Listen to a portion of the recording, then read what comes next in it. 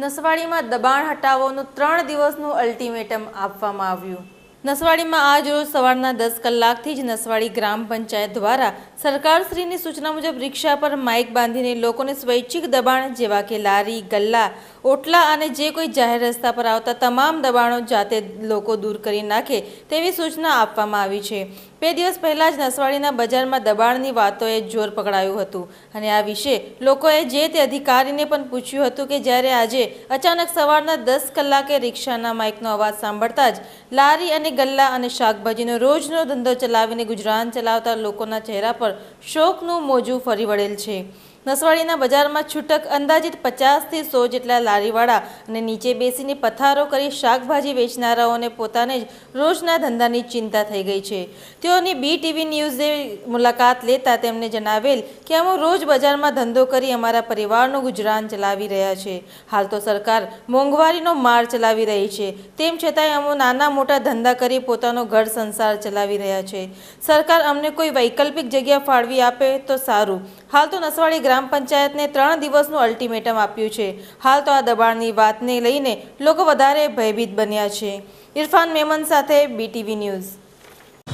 મારું નામ મહેશભાઈ રાઠવા નટુભાઈ કવાંટ તાલુકામાંથી આવું છું રોજ શાકભાજી વેચવા માટે। આજે ગ્રામ પંચાયતની રિક્ષા ફરી છે કે દબાણ હટાવો। મેં રોજ શાકભાજીનો ધંધો કરું છું અને રોજી રોટી મેળવું છું। આ લોકો ગમે તે બી વ્યવસ્થા કરી આપે અમને સરકારી તરફથી તો અમે રોજ પથારો મારીને શાકભાજી વેચીને રોજી રોટી મેળવીને અમે જિંદગી જીવીશું। નસવાડી ગામનો રહેવાસી છું, નસવાડીમાં રહું છું। મારું નામ છે રાજુ, ઇન્ડ ચલાવું છું। નસવાડી ટાઉનમાં આજે રિક્ષા ફરી રહી છે દબાણ હોવાથી, ત્યાં દબાણ હટી જવાથી નસવાડી ગામના અંદર 60 થી 70 લોકો લારી ઉપર ધંધો કરે છે। તો આપ શ્રી સરકારને મારે એટલું કહેવાનું છે કે અમે ગરીબો લારી લઈને જશું કંઈ, સરકાર અમારા માટે કંઈ આટલું કરી શકે તો બહુ સારું છે। બાકી આ જો દબાણ હટવાથી લગભગ 400 થી 500 ઘર બેરોજગાર થઈ જશે। અમારી રોટી અમારે શેકવા કંઈ જરૂરી હોય। સ્ટાર્ટ બોલ। હું પટાવાળો તડવી છીતુભાઈ તલાટી સાહેબના કહેવાથી અમે દબાણો દૂર કરવા માટે રિક્ષા લઈને સ્ટેશન વિસ્તાર દરેક વિસ્તારમાં અમે ફરીને આવ્યા અને 3 દિવસની મુદત આપી છે અમે। કેવું લાગે તમને, દબાણો લોકો દૂર કરશે? દબાણો તો ના થાય। મારું નામ જયંતિભાઈ રેવાભાઈ પરમાર, હું નસવાડી ગ્રામ પંચાયતમાં તલાટીકા મંત્રી તરીકે ફરજ બજાવું છું।